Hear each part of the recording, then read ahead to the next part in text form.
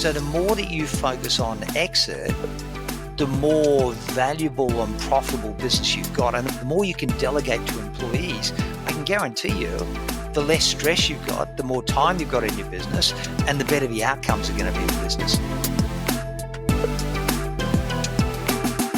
Welcome back to the Business Behind Your Business podcast. I'm your host, Paul Sweeney, Chartered Accountant and Certified Business Advisor. Now, I'm excited today because I have a man on the microphone who has been very influential for small and medium business owners, not just in Australia, but worldwide. And we're going to unpack a bit of why he's so influential, but also focus on one of these pet topics of his, which is actually exit planning, which seems a bit weird because we've been talking a lot about starting a business and getting started on the right page and getting everything in place to run a really high-performing business. But why would you want to be talking about exit when you're just starting your business? Now, that's a very good question, and the best person that I know to answer that question is Peter Hickey. Peter Hickey, welcome to the microphone. Thank you, Paul. Great to be here. Great to be here. Yeah, it's great to have you. Now, Peter, your current role is as president of the Institute of Advisors, which is not just an Australian organisation, but international. And we'll talk a bit about how you got to that role or your current role when we unpack this topic of exit planning. But you're also the founder of Mouse Business Systems, which has been around and a staple for a lot of small, medium business owners using the products and tools to help run their business more efficiently. And look, one of my highlights is you are, I guess, the author of the definitive book on business planning that every small business owner should read. One of my, which sort of summarize so well how to go about doing a business plan and what needs to go in it and the benefits of it. So, Peter, how did you get started advising small business? I guess that's the first thing. Why small business, small, medium business owners? Yeah, it's a good question. It started off at a division of a multinational company. And we were, it was about a $5 million division. I was in charge of that division, and I just saw it go from a great business that was selling around the world to a business that just self-destructed. And it self-destructed because we were selling, of all things, squash balls around the world. And they forgot to write down the formula and everything else on a sheet of paper. So when the production manager had a heart attack and passed away, they forgot how to make a squash ball. So when you have a 90% reject rate of the world's best squash ball, and 2 years before, Paul, we'd taken Dunlop, who was a massive market leader around the world, from a 90% market share, and we'd smashed into them and taken them down to about a 10, 15% market share because we were the first ones to produce a non-marking black squash ball. So basically sitting in a company, watching it almost go into this catastrophic breakdown, looking at the dishonesty, the lack of integrity, the way some of the employees hated to be there. And it was just a disaster. And I ended up just walking away and thinking, jeepers, we can do things better than this, and small to medium-sized business can do better than that.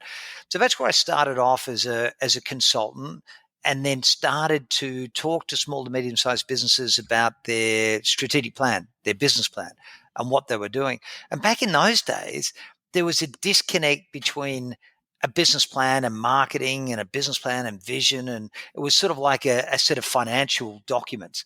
So we formed this, if you like, this template that we went around and consulted with small to medium-sized businesses, and it was phenomenally successful. We got on a government program. We did a deal with the largest bank in Australia, the Commonwealth Bank, and we did these seminars and workshops around Australia, and there was just this fantastic take-up of the concept. But back in those days, we sort of thought, well, how do we automate this, and how do we make it better? So the first thing we did was we created a business plan that was full of examples. Because, when you're at university and school and they give you all this theoretical stuff and then they tell you to do it and you've got no idea how. Well, I was one of those dumb people that had no idea how. But if you gave me an example, I could see how to do it and I could follow the example. And that's what we did with the business planning concept. Created samples that were just very unique and very detailed, and gave it like a template. and gave it to people so they could focus more on thinking about their strategy than actually writing the plan. And then we automated it and developed, back in the DOS days and the Windows days, the first Windows-based business planning software in the world, and then producing about 60,000 of our systems and selling it around the world. So it was sort of like an interesting journey that started, but it was more the feedback, Paul. It was like we felt good about what we were doing because there was a great need. The outcomes for people that had our tools and our books and our literature or came to our workshops was like this: wow, I feel like I'm in control. I'm a business owner. And then we just, scaled it not only in Australia but around the world. And it was a wonderful journey to be on. And I guess that's all come out of an observation of what happened in a business when things weren't documented, when there wasn't a plan.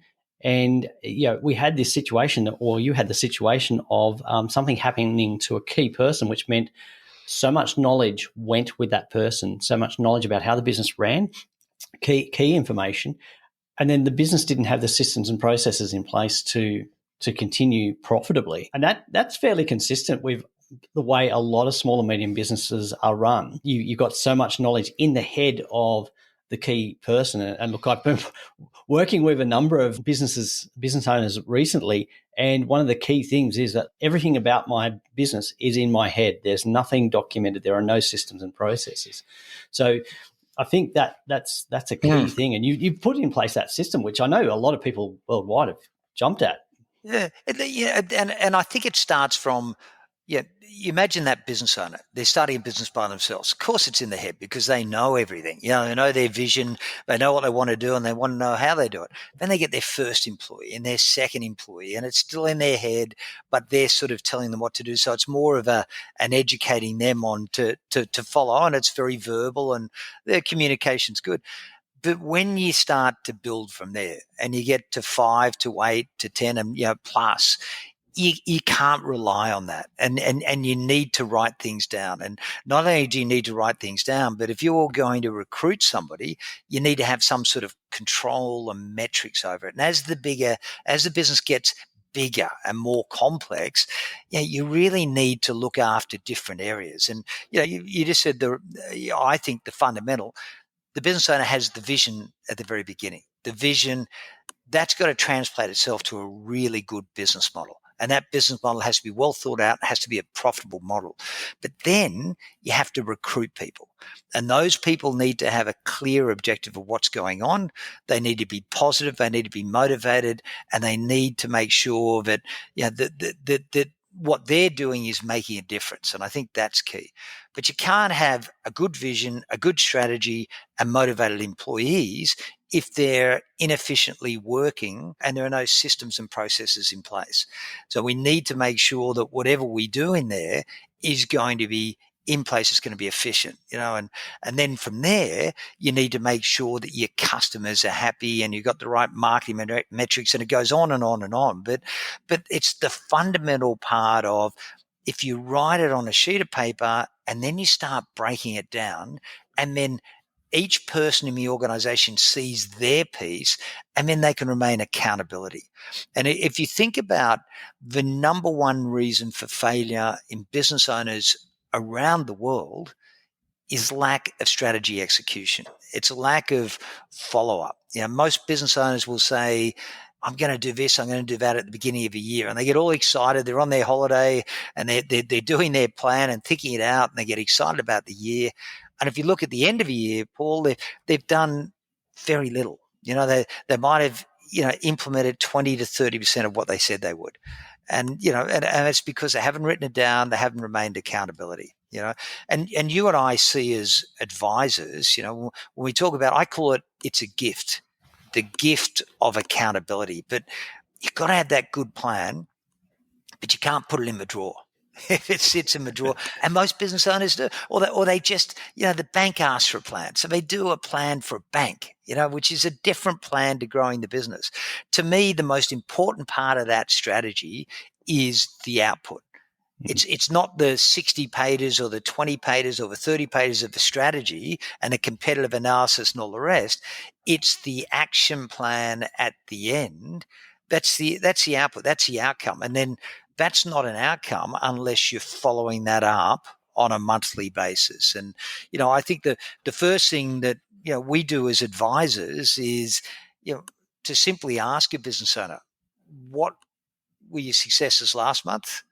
What were your obstacles, and what are you going to do next month? So getting business owners to report on what they did month by month, and then to think about what they're going to do over the next month. And, but rather thinking of that next month as a short-term goal, it's thinking of it as a broader, 12 months, 24 months sort of picture. Mm. And look, that's a lot of. Some people might look at that and say that's a lot of work, a lot of things to be concentrating on, or what's the value to it? Now, one of the obvious things is you've got a business that runs more efficiently and more profitably. But if you're doing all of these things, why do you need to think about exit plans or exiting your business? Why is that essential? So coming back to exit planning, okay. So I build a business. And as I was traveling on that business, when I started a business, I started to grow it. I thought that you made your money out of the profit each year that you pay yourself. I didn't realize that you were building an asset, and this asset is building in value, and that at some stage in the future you could sell that. You think about it just disconnected.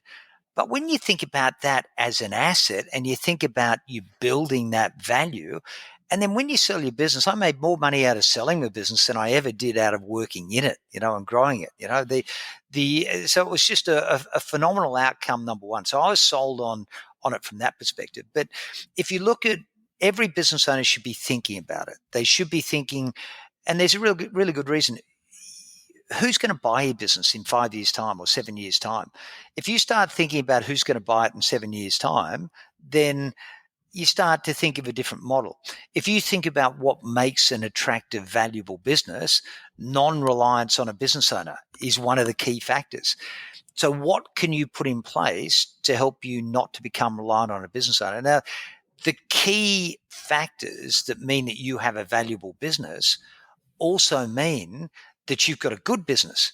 So the more that you focus on exit, the more valuable and profitable business you've got. And the more you focus on, having the business owner not being reliant, as a key part of that business, the more you can delegate to employees, I can guarantee you, the less stress you've got, the more time you've got in your business, and the better the outcomes are going to be in the business. So there's a really good reason from a business perspective. Just good governance, good running a business, the more attractive, the better the business, and the better off you are going to be mentally and from a stress perspective. But there's another really good reason. If you look at our marketplace at the moment, 50% of all business owners are over the age of 50. Now, 50% are over the age of 50. And when you consider how much personal wealth is tied up in the business, and if you think that there's got to be upwards of 30, 40, 50% of a typical business owner's personal wealth actually tied up in that business. Now, if you've got 30 or 40% of your wealth tied up in the share market or assets or funds or whatever, you're going to manage it. You're going to look at how to do it. But these business owners aren't thinking about the value and not managing it. So 50% are over the age of 50, and they're possibly going to sell it within the next, say, 5 to years or whatever. But most people haven't got a plan. So less than 30% of business owners actually have a plan. And when you consider, there is one stat that's really scary, that only 20% of businesses that get listed on the market will actually sell. So if you're a business owner and you're thinking, you may not even be thinking, I'm going to sell it, but if you're planning to sell it, you've got to have a plan. You've got to be an attractive business, because if you're not an attractive business, if you're what we call a D-class business, you probably won't be sold. No one's going to want to buy you. You're a rubbish business. And so there's a whole lot of reasons in there, of why we should be thinking about that exit. Mm. And look, you mentioned D-class clients, and I think most people, when they heard that, instantly, well, my business isn't a D-class client. But I'm going to say that if you're the sole income generator and you're the sole person in your business, it is a D-class client, a D-class business, because you take you out of that business, there is nothing left. And I've had I guess, some quite distressing conversations with business owners about to retire saying, well, how much do you think I can get from my business? And the answer I have to give them is nothing, because there is no business without you. So leaving it to that time to find out, to hear that message from me as the accountant and advisor is not really great. So you Yeah, can do something about it. So yeah. And there are three probably elements there, which is good. So in terms of your preparation, what you've mentioned there is a business value about where you are now and where you could be. And then, in your case, if you had to work with that business owner before, perhaps you could have put something in place, to help that business so they would be sellable. So that's the first side, business value, and we'll come back to that and just address, if we were going to set up an exit plan tomorrow, what could we do in that space? But there are two other sides that's really important as well that you come back to, and why it's really, really important to talk to somebody, and an accountant is a great person to speak to, because there's three elements to an exit plan. One is business value readiness. The second is personal wealth, risk, and tax. So, what's the point of selling your business for the maximum value if you're paying double the amount of tax you should? And sometimes what you can put in place 2, 3, 4 years out is going to significantly reduce how much tax you're going to pay. So proper tax planning is really, really important. And the third side is that there are something like, in a survey done by the Exit Planning Institute, there was, and they interviewed baby boomer business owners. So these are people over the age of 50, 55 that had sold their business. 75% of those business owners profoundly regretted the decision to exit 12 months after exiting. And the reason for that is purely because, you go from 1,000 miles an hour down to zero, and you're not prepared for it, or you think you've got enough money. And this is why you need to really work with your personal financial advisor to talk about, well, how much money have I got? And it really, you rebound around all those three elements. You can imagine the decision-making process. I want to retire. Oh, okay. How much money do you need to retire? Well, I need to have 100K, or, a year, or 200K, whatever it is. And he said, well, okay. Well, if you've got that, how much have you got at the moment? Well, how much is that going to earn you? Or therefore, what's your business worth? Well, how much can you sell that? Or what are going to be your net proceeds? What is that added up? And so you're rebounding around. Have you got enough to achieve that? No, I haven't. Do I hold now and wait longer to sell the business? Or do I lower my expectations? Or do I better manage my tax and try and get more of net proceeds? So there's these things rebound around. Or do I keep a part of the business? I sell all of it, component of the business, and I have my IP and a little bit there, and I can make some money so I can supplement my income and still keep me mentally happy. So there's this whole balance. But the key thing that we can't do is, when we think of an exit plan and we think of us exiting, it can't be just about maximizing value. That's a key component, but we've got to be thinking about, all three of those dimensions wrapped up into, our exit plan. Absolutely. Look, we can get bogged down talking about the tax side of it, and I know there's some accountants in the world that would get really excited about the tax side. I was going to say, isn't tax the most exciting subject in the world to you, Paul? Oh, look, to me, honestly, it is about growing profitable, efficient businesses that you love to run and give you great value. But you talked about personal readiness. Now, I'm just going to park that there, because I just want to find out a bit more about, what sort of things should be in an exit plan. Like, what sort of things should you be considering when you're developing an exit plan? In the exit plan, okay. So the first thing is, we've got our business value readiness. So what sorts of things could you be thinking there? When you look at a business, you've got to think about what a potential purchaser in the future will be buying. And if you want to sell to a strategic buyer, and strategic buyers will pay more than anybody else in the marketplace for your business. So strategic buyers, like a huge competitor or a multinational, they'll only buy a business that's of a certain size. So if you're not earning $1 million a year in profit at least, or you haven't got, return of rates that are high, then they're not going to be interested in you. So if you think you can grow to that level, then you should be thinking about who in the marketplace is going to be a potential purchaser, and you can address things in that. So when we look at the business value readiness, we look at two things. We look at, first of all, how attractive you are as a business. And then we look at how ready you are to sell. And so the sorts of things is, when you look at how attractive business is, are you relying on the business owner? We talked about that.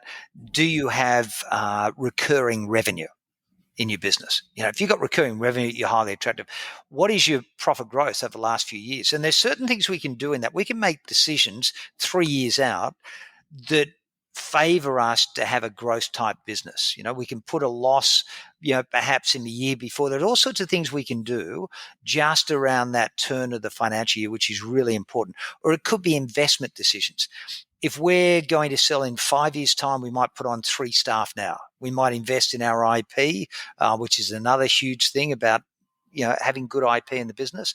But if we're 1 year out from selling, you don't want to put on a new staff member. You don't want to invest in new machinery, because that's going to lower your profit. And I think the most important part is, if anybody listening to this isn't really that aware of what exit planning is and value, I want you to think of value very, very simply as somebody generally will come into your business. They'll have a look at what your profit is now. And there's a whole lot of definitions about what profit is, but they'll have a look at what your profit is, and they will pay you 1, 2, 3, 4, or in the case of some IT businesses, upwards of 10 times your profit. Now, most businesses in Australia are sold for 1 to 2 times EBIT. EBIT is earnings before interest and tax. So it's what you get, So you want to think about what your profit is and what it can be multiplied by. Now, each industry we're in has multiple, what's called. And that multiple's been really, it's been developed over a number of years of selling businesses about the risk of the industry. Now, when you go into a printing industry, or you go into a software industry, or you go into an accounting industry, there's certain declared multiples, and you'll know roughly what that multiple is.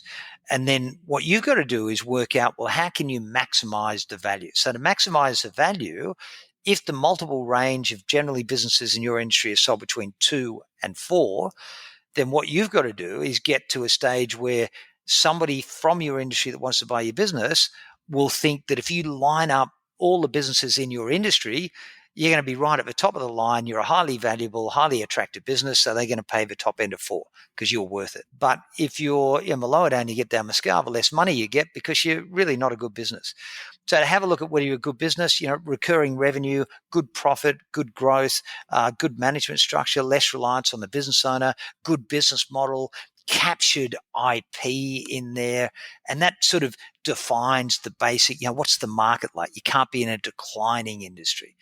Now, let's suppose somebody looks at your business plan and they say, wow, you are an attractive, because you've worked for the last 3 years to build this attractive business and you've done a great job. And you've got this, what looks like a highly attractive business. And then a buyer comes in and they say, where are your customer contracts? You say, I haven't got them. Or, show me your employee contracts, and you haven't done your employee contracts. Or there's a liability in how much you've been paying. Or you might have somebody that's threatened to sue you and you are holding firm that, that they won't do it or whatever. And you've got a pending possible legal thing happening, or you haven't quite got your IP signed off.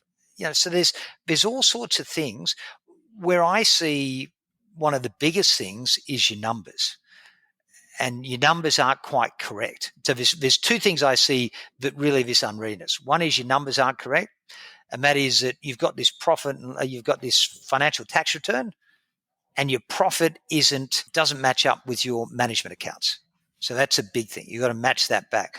But the other one is knowing your marketing numbers and driving your business. You should be able to know when somebody wants to buy your business, they want to make sure that business is going to be replicated. They can come in and they can go, bang, I can do this, I can do that, and do that. So when you're getting ready, you want to make sure that you know your numbers. How many inquiries you got? How many web visitors? What's your conversion rate? What's your prospect rate? How many sources? How can you prove that? So I think that's really important. So there's some of the readiness, factors and attractiveness factors that you have to consider. And then we've also got a whole array of things that we have to consider as well. You have to consider from a personal wellness and well-being, how you're going to handle going from 1,000 miles an hour down to zero. And you have to think about what you're going to do. And you really should get your wife involved with that because, in my case, I'll say, well, I'm just going to relax and all the rest. And my wife goes, you've got to be kidding. You can't relax, Peter. There's no way. Sometimes it's good to get somebody else involved in that as well, and then you really got to talk about how much money you need, and whether or not you've got the personal net assets in place, and you will have at the time of exit to be able to afford that lifestyle. Mm. So look, assuming we've got our business ready for exit, it's an attractive business for somebody to buy. So that's handled the business side of it. But you mentioned this personal readiness, and that means like how ready are you to stop going at 1,000 miles an hour and stop? And what do you plan to do with that time? Now, this seems to be one of those areas that a lot of people who sell their business aren't prepared for. I've had multiple conversations with people who just cannot handle not being employed or not running a business and need to start another business. So what's your experience? Because I think you've got some very relevant experience about exiting a business. Maybe. So if you go through, I built a company up to a multi-million-dollar business, sold to a multinational and did very well out of it. And I was age 39 at the time.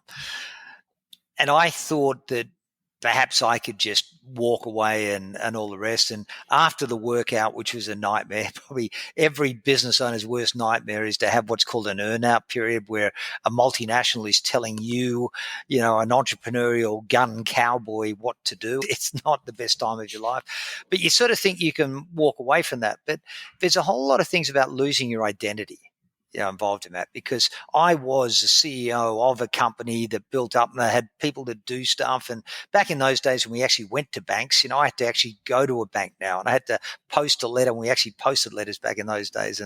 But you have to do everything, and it was pretty hard, and you've got to reinvent yourself. And to think that you can actually go from 1,000, there's very few people that I've seen that can be a successful entrepreneur and sell and just do nothing. There's very few people that I've seen that have actually successfully managed to do that. But there are some that have, and it all depends on your genetic makeup. Some of the things you can do, and I've recently done it again. So now let's fast track, and I've now built another business. I've just built it up. I've just sold it. Big private equity company just bought us out. And now I'm on a new journey. It's a new stage of my life. And I'm now at a different age, and I'm just about to turn 60. Now, your whole mental thinking completely changes, and things that were important to you at the age of 40 aren't as important to you at the age of 60. But there are other things that are fundamentally important, like looking after your children and making sure that they've got a future and all sorts of things. So in my case, having gone through the first experience and I've been fortunate enough, because I've been involved in exit and succession planning, talk to literally hundreds, if not thousands, of business owners over the years about this. So I'm prepared. And some of the ways that we'll prepare other business owners, and some of the things that I did, is that in my case, and in both cases of the exit, we shaved off part of the asset of the business, which became something for me to work on afterwards. So it's something. So in the first case, I developed a training program called Business Olympics. I owned the trademark. It really wasn't making any money, so it wasn't important to the first sale. So I kept that, and I went on a journey with that product in the early days, and that was enjoyable for me. Now our training division and the Institute of Advisors has really morphed from the sale. And we set it up as a parallel business, but it was tied to Mouse as we grew the business. So what I've done is I've now set that up as my number one hobby and mission in life, is to build a global set of standards for business advisors around the world. I'm passionate about it, so it suits that passion. It hits me personally. It also hits the skill set of what I want to do, but it's enjoyable for me. So it's not like running a business, but it also is very profitable, let's say. So it sort of feeds into that lifestyle and that income generation as well.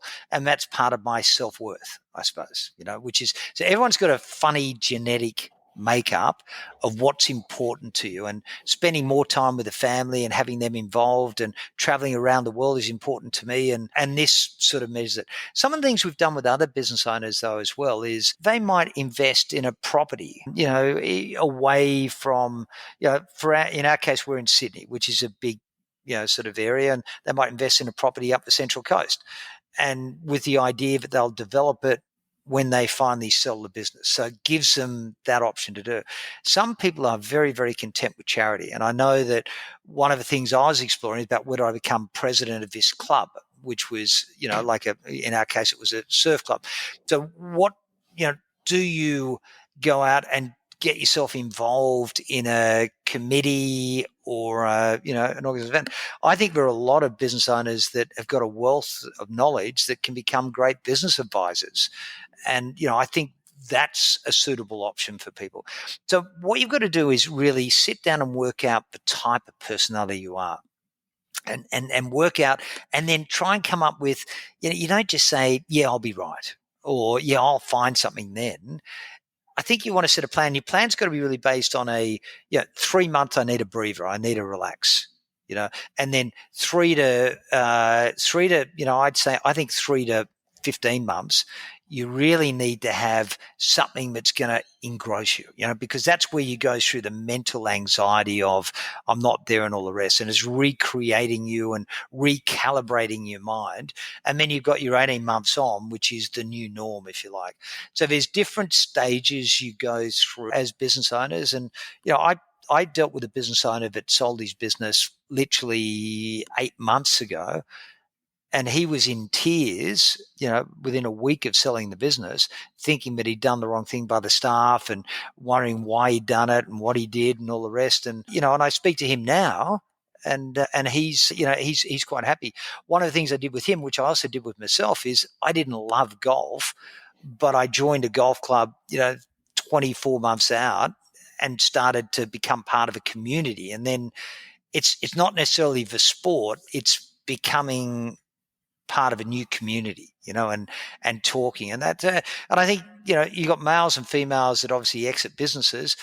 Females are wonderful in terms of the communication and the way they talk so much about things.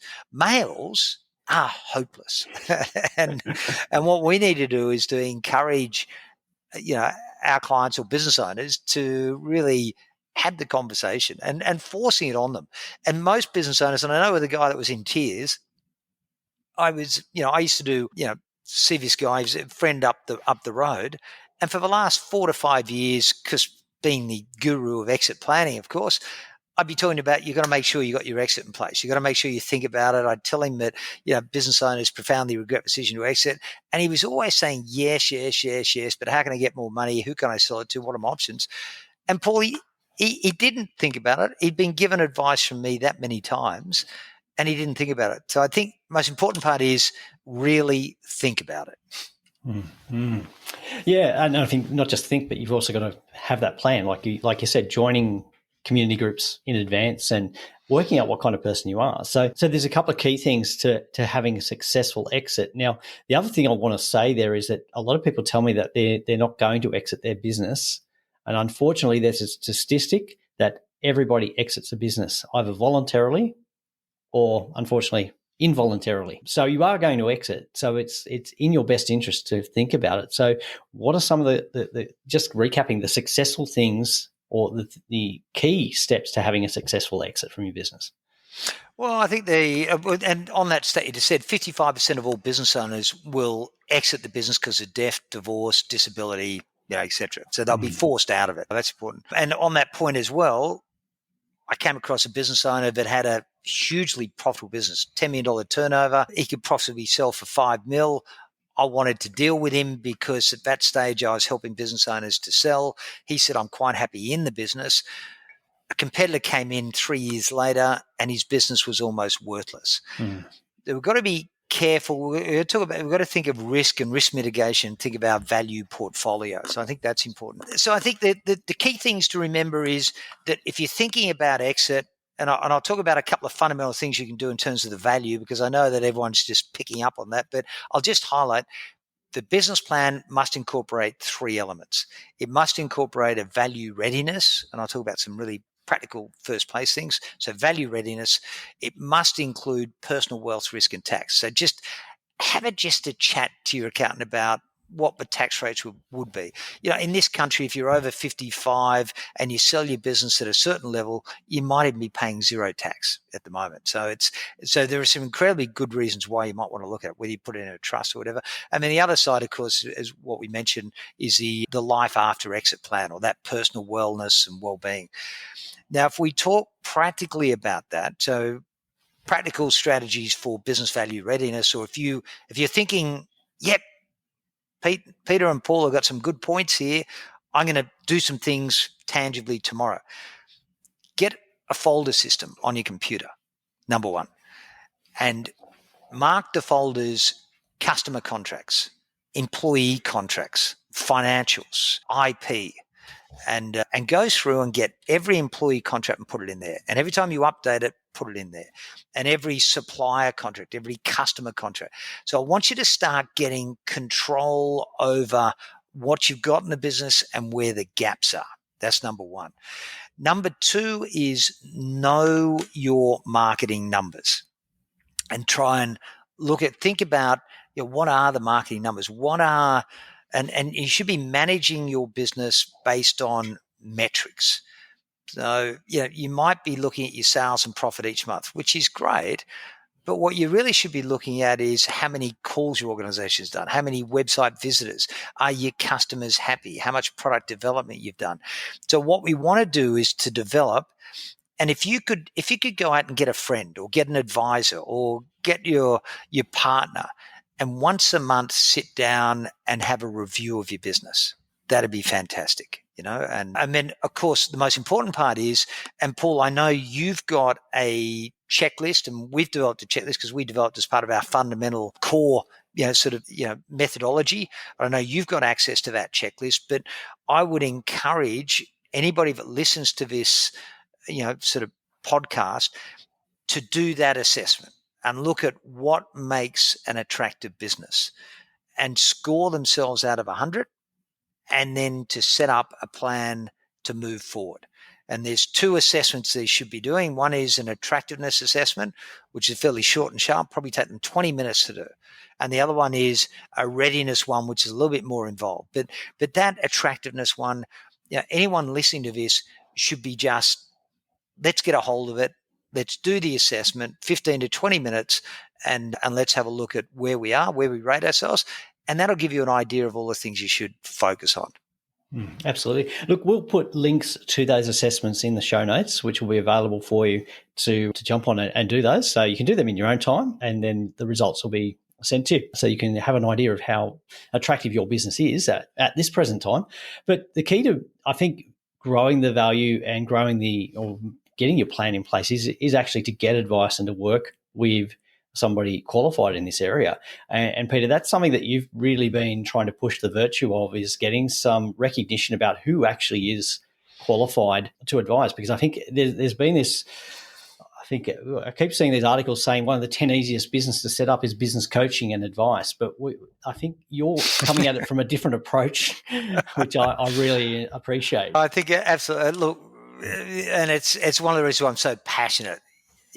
Being a strategic oriented advisor, an ex-business owner that's dealt with what I think is delivering good advice in a good solid way for many, many years and training people to a high level. And then you see all these new advisors coming in. And these new advisors are, they're not necessarily there for the well-being of a client, or they may know no better. And they're giving advice based on financial metrics. They're giving, they're not really covering all bases. This is an industry that's not regulated. There's no set of standards, and there should be. And, that's why we set up the Institute of Advisors. We have a certification program for business advisors, and we require any business advisor to be certified. And to become certified, they need to go through a rigorous training course and get their certification. I know, Paul, you've been through that. You've been through that certification. And one of the things that I admire about you and your background is you've sort of almost pioneered the accounting morphing into advisory, and you've done it very well. But a lot of the accountants out there, a lot of the financial planners, a lot of people that sort of jump into advisory are doing it just as a bow to add to something else, and they're not doing it well. An advisor needs to think holistically in the business, needs to think strategically in the business, and it needs to also hold the hand of the business owner. Being a business owner is lonely sometimes. It's hard. There's a lot of conflicting thoughts and views, and they've got no one to talk to. And so it's recognizing that when you're dealing with a business owner, but you're dealing with a person, that person has personal goals, and it's the business goals and the personal goals that are really, really important. And so I'm very passionate about maintaining and keeping a good set of standards, not only in this country, but around the world. Yeah, and that's really important, and the quality of the advice you get, and the advice in terms of helping you to implement your strategy is key. So wherever you're listening, there are members of the Institute of Advisors worldwide. I will put a link to that website in the notes as well, so you can find out somebody in your local area that is a certified advisor that has gone through the rigorous training and qualification process, and you'll know that they are equipped to not just work with you, but they've got the skills and experience to impart, which will really help you grow your business, but also achieve a great exit. So that's what we want to achieve. Look, Peter Hickey, I could talk to you for hours and hours, because you are a wealth of knowledge and information and some great experience, and you're very generous with your time and sharing that. But I do appreciate that you've given up your time to speak with us today. If people need or want to get in contact with you, what's the best way that they should contact? Probably through the website would be fantastic. It's the instituteadvisors.com. So it's the Institute of Advisors is the name. But yeah, look, we'd love to help anyone. I'll point you into the right direction. We've also got a wealth of resources on the website. And look, and we have advisors around the world that can always, business owners. Obviously, Paul, none as well qualified, as good looking, and as good as what you are. Thanks, Peter. You're very generous. I keep saying that I've got a good head for podcasts. So, but thank you again for your time, and appreciate it. And we'd love to have you back to tap into some of these other areas, particularly that you have experience with small and medium business. So, thanks again, Peter. Fantastic. Thanks, Paul. Thanks for listening. Do you have a question you'd like our team of experts to answer? If you do, send your question to podcast@thebusinessbehindyourbusiness.com. To hear more from The Business Behind Your Business, don't forget to subscribe using your favourite podcast player. Or you can visit the businessbehindyourbusiness.com website.